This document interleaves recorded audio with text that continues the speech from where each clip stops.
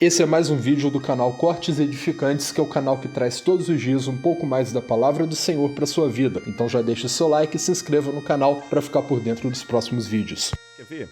Você falou uma hora aí do Zeitgeist. Lembra de um documentário que saiu, acho que foi em 2000, sobre Zeitgeist? Que falava que Jesus é um plágio. Ele seria o sol. De sol, de solstício e tudo tal. mais. Olha que absurdo. Eu sou formado em filosofia. Eu estudei história da filosofia, li Homero, Hesíodo e tudo mais. Vou dar só um exemplo do Zeitgeist. Eu não sei como é que os caras conseguem dinheiro para fazer um documentário daquele. Eles falam lá, por exemplo, que Horus... Eu falei de filosofia, mas vou falar dos egípcios. Depois vou falar da mitologia grega. Ele falou que Horus... Agora estou falando dos egípcios. Que Horus nasceu dia 25 de dezembro.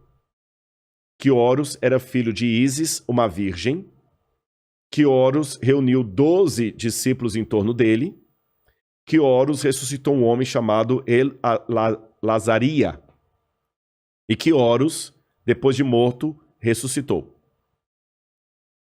Poxa, quando você pega isso aqui... Pô, é a mesma história. É a mesma história. Aí ele pega o deus Apis, dos romanos, Atis, dos romanos também. Que Atis também nasceu no dia 25 de dezembro, de uma virgem, etc. Aí ele pega também lá Hércules e pega também...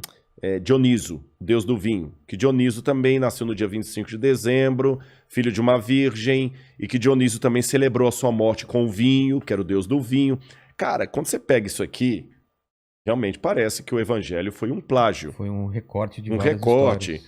Aí ele fala, por exemplo, que os 12 apóstolos, assim como as 12 tribos de Israel, eram apenas uma forma de plagiar os 12 signos do zodíaco da Babilônia. É verdade, tá. Esse documentário Zeitgeist tem isso. Agora vamos aos fatos. Vou falar como arqueólogo agora, tá bom? Os livros de Êxodo e Gênesis, que fala dos 12 filhos de Jacó e das 12 tribos de Israel, segundo os teólogos conservadores, foram escritos no 15º século a.C. Teólogos liberais que não acreditam na historicidade bíblica colocam esses livros compostos mais ou menos entre o ano 900 e o ano 600 a.C., tá bom? Sabe quando a Babilônia sistematizou os 12 signos do zodíaco? Somente no 5º século antes de Cristo. Então já caiu essa... Depois. Outro detalhe. A Bíblia não fala que Jesus nasceu em 25 de dezembro. Em lugar nenhum. Quem criou a ideia de Jesus nascendo em 25 de dezembro, se não me engano, foi o Papa Silvestre.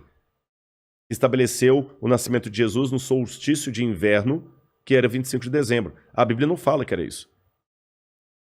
Segundo, nenhum desses personagens que eu citei, nem Dioniso, nem Horus, nem Atis, nasceu em 25 de dezembro. Não tem nada disso nos relatos egípcios, gregos ou romanos. Para citar o Horus, por exemplo. Ísis não era virgem quando deu à luz a Horus. O marido dela, Osíris, tinha sido esquartejado, as partes dele tinham sido jogadas no rio Nilo. Ela costura todo o marido, dá uma vida ao marido no mundo dos mortos, pega o esperma dele, se autofecunda e nasce Horus. Só isso, não tem nada.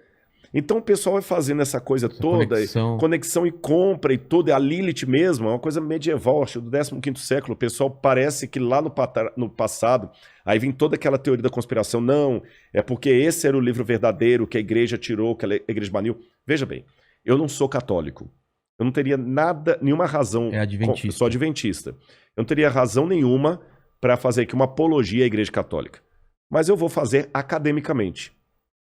Se a Igreja Católica, em que pese as mazelas que houve na Idade Média, que ninguém nega, os historiadores estão aí comprovando, em que pese as mazelas eclesiásticas da Idade Média, se a Igreja Católica tivesse mudado o texto da Bíblia como os críticos dizem, tirando livros que poderiam acabar com a doutrina dela, se a Igreja Católica tivesse feito isso, o ramo cristão que estaria mais dentro da Bíblia seria a Igreja Católica. Porque todos os dogmas da igreja ela colocaria na Bíblia. Por exemplo, na Bíblia, seja ela publicada na editora católica ou protestante, em lugar nenhum diz que Maria foi assunta ao céu de carne e osso. É um dogma da igreja. Na Bíblia, em lugar algum, fala da intercessão de Maria por nós diante de Deus. Na Bíblia, não tem nenhuma das orações do Salve a Rainha, do Crê em Deus Pai, Não tem nenhuma dessas orações. Pasmem. A Igreja Católica ensina que o dia de guarda é o domingo, tá lá no catecismo, guardar domingos e festas. E na Bíblia é o sábado. Na Bíblia é o sábado. Se a Igreja Católica tivesse realmente essa censura de tirar livros e colocar livros para não atrapalhar a doutrina dela, os 10 mandamentos na Bíblia católica estariam exatamente como estão no catecismo. Então você vê, no catecismo está diferente da Bíblia. No catecismo não fala nada de imagem de escultura, no catecismo fala para guardar domingos e festas, não pecar contra a castidade. Mas na Bíblia, em Êxodo 20, seja em qualquer Bíblia, está lá, não farás imagem de escultura, não terás outros deuses diante de Deus, guarda o sábado.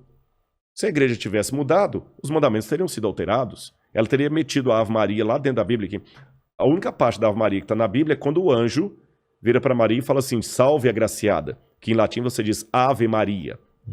Mas o resto da oração da Ave Maria, rogai por nós pecadores, agora e na hora da nossa morte, amém. Essa parte da Ave Maria não está na Bíblia. Então tem um monte de dogmas da Igreja Católica que não estão na Bíblia e nem por isso a Igreja meteu aquilo ali. Pelo contrário, a Igreja Católica nunca se valeu da Bíblia para sustentar a sua doutrina. E quem é católico, que entende da teologia, sabe o que eu estou falando. O firme fundamento da teologia católica é a tradição da Igreja e a autoridade da Igreja. Eles usam a Bíblia também, é claro, mas principalmente a tradição da Igreja. Isso é diferente do protestante. O protestante, ele fala o seguinte, não, eu acredito nisso porque, de acordo com Mateus, capítulo tal, tá desse jeito. O católico não precisa disso, porque o que o Papa fala ex cátedra já é o que a Igreja... É infalível. É infalível. Então, pessoal, aliás, pelo contrário, a Igreja Católica até proibiu a leitura da Bíblia durante muito tempo da Idade Média. Ah, é? Sim, claro, claro. O Papa Urbano mandou queimar muitas Bíblias. Você tem o Sínodo de Toulouse, que proibia os cristãos de terem e lerem a Bíblia. Então, veja bem, a Igreja Católica ela até tirou a Bíblia da mão do povo. Então, essa história que a Igreja colocou o documento... Ah, mas aí tem aquela velha teoria da conspiração que no Concílio de Nicéia, 325 depois de Cristo, que Constantino e a Igreja Católica decidiu que livros fariam parte do cânon e não fariam. Eu tenho certeza absoluta que quem fala essa sandice está repetindo o mantra. Nunca leu as atas do Concílio de Nicéia. Porque se lesse as atas do Concílio de Nicéia, ele ia ver que em nenhuma linha das atas do Concílio de Nicéia se discute o cânon bíblico. O problema do Concílio de Nicéia era o arianismo, não o arianismo de Hitler, não tem nada a ver. Era do bispo Alexandrino Ário, que estava disputando se Jesus era Deus ou uma criatura de Deus. Tá certo? Contra Atanásio. Não tem nada nos laudos do concílio que envolva cânon da Bíblia Sagrada. E muito antes do Concílio de Nicéia, você tem o fragmento do cânon muratoriano, você tem Irineu de Lyon, que é de 188 a.C., depois de Cristo, corrigindo, que falam os livros que eram considerados sagrados ou não. Então, sabe, é essa que é a diferença de se lidar com fontes primárias ou repetir mantras que são ditos na internet e, sabe, atacar. Eu respeito a oposição de quem discorda de mim, mas ele tem que ter fundamentação e ser coerente com o método. Quando eu oriento um trabalho de mestrado ou doutorado, a primeira coisa que eu exijo do aluno é o seguinte: clareza na sua proposta, na problemática que você vai responder e clareza no método. Qual o método que você está seguindo? Qual a sua fundamentação teórica? Isso a Bíblia me ensinou a ser. E aí, gostou desse vídeo? Deixa então o seu like, deixa um comentário falando o que você achou, se inscreva no canal e fique por dentro dos próximos vídeos aqui do Cortes Edificantes. Um abraço.